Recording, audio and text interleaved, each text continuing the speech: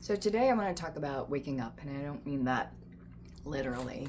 I mean it metaphorically in the sense of I feel like for me, and I'm now well into my 50s, that I spent a lot of time not knowing who I was, but not only that, because you can not know who you are and be a blank canvas and just throw some paint on it and explore, but it was more about me not knowing who I truly am, not knowing that, and then being really good at being what I thought other people wanted me to be, or I thought they wanted me to be, right? Meaning that some people didn't even want me to compromise myself or be a certain way. I assumed that. So now I would say in the past year, due to my emotional sobriety and sobriety from alcohol, I call it alcohol free right now, I have really woken up to how much I played a part in my own self-sabotage in relationships. And by relationships, I don't mean just romantically, I mean friendship-wise. I don't want to say lost, it's not like they're gone. It's not like I can't find them. I concluded a few friendships last year because of my emotional dysregulation and my lack of not only sobriety from alcohol, but the way it affected my emotional regulation. It really contributed to this belief that people aren't giving me what I want, people aren't seeing me, people aren't hearing me, etc., which was a narrative I grew up with. And maybe it was true, right? To some degree, when we're young, yeah, most of our parents don't see us as we want to be seen. They see us through their lens, their eyes.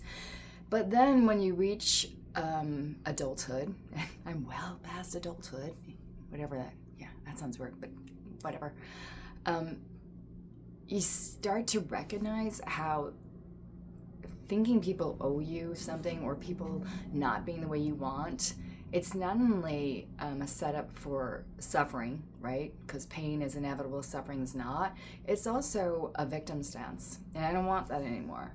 I'm not a victim, and please know that doesn't mean if you've been victimized in whatever way you have been, you feel that way. I'm not saying you haven't experienced pain or grief or trauma, but I'm saying from my standpoint, no matter what's happened to me in the past, I would basically be like, oh, they're not treating me right. Why does this happen to me?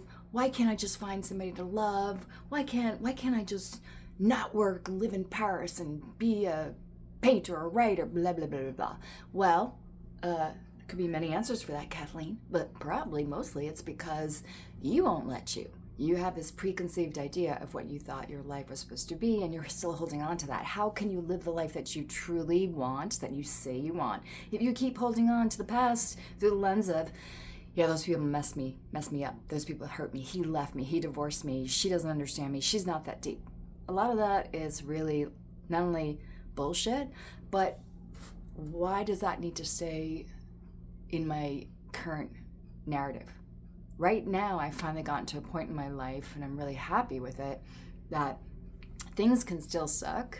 They will, but I'm not attached to it. Like, I'm not saying I don't get upset. I'm not saying I don't get sad or don't get pissed. I do, but I don't hold on to it. I let it boomerang back to where I think it should go, which is not towards me. And I also am very much of a philosophy of things are happening for me, not to me. I'm going to close with that. I would love any feedback and experiences you've had where, you may have experienced victimhood in the past. I'm not denying anyone's been a victim, but what, if anything, has made you turn around and be like, okay, it happened, and let's leave it there in the past and move forward, or just be in the present. All right. Okay. Have a great day and happy lunar eclipse in Pisces.